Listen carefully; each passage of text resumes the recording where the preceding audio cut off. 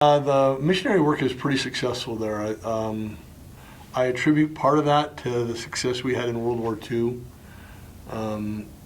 because the Japanese who occupied the Philippines before we freed them were brutal. They were brutal rulers. I mean, they would do horrible, unspeakable things to the Filipinos, which tortured me a little bit when I heard about them. I mean, it was really brutal.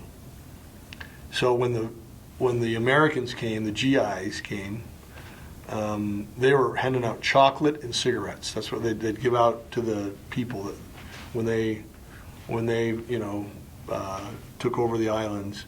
And the Filipinos to this day are still grateful because of the contrast between how the Japanese ran the country versus how the Americans did. So whenever they saw somebody Caucasian, they would call you Joe. I mean, that was just the way they say, hey Joe, so it was short for G.I. Joe. So to this day, they still call you Joe.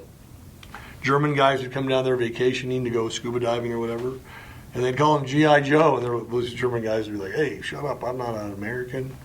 But whatever, so they would just, all Caucasians are Joes to them.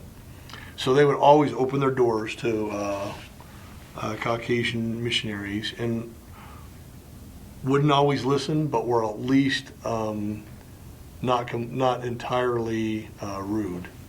Now, obviously, there was a lot of rude people, and you got the door shut in your face a lot. But I would say, compared to most missions, people were way more receptive to at least talking to you, whether they would want to listen to your message or not.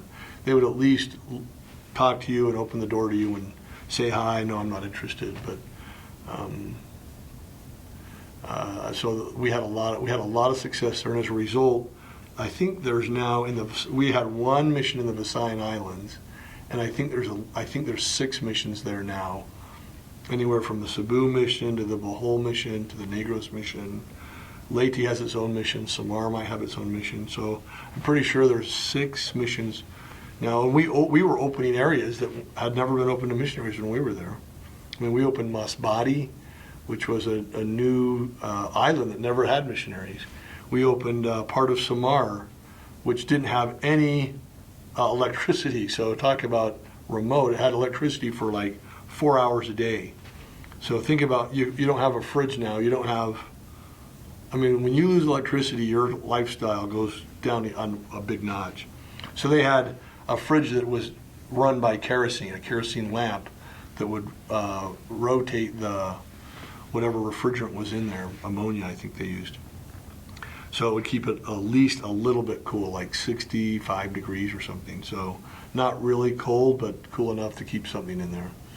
So we opened that town, and I was the zone leader at the time, and the guy that opened it did pull an am, and he went and met the mayor and said, I'm going to do whatever you want me to do, and converted the mayor, and as a result, all the city council joined.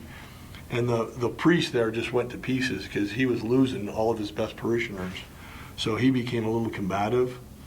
But then he ended up joining the church because we started a welfare. The first thing they did was start a welfare farm. So anybody that didn't have any money would go and work on the welfare farm.